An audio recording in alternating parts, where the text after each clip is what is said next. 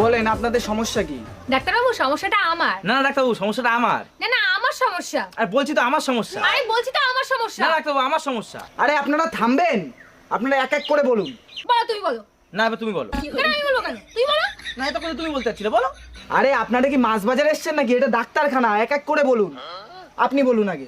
কি আর বলবো ডাক্তারবাবু, আগের দিন ওর সাথে আমার ঝগড়া হয়েছে, ও আমার মেসেজ সিন করে রিপ্লাই দেয়নি। আরে এইটা কোনো সমস্যা হলো? এই সমস্যা কি আমি ঠিক করব? আপনার সত্যি কোনো সমস্যা থাকলে বলুন। হ্যাঁ ডাক্তারবাবু আছে তো, আমি রিলস দেখলে আমার ফোনের নেট শেষ হয়ে যায়।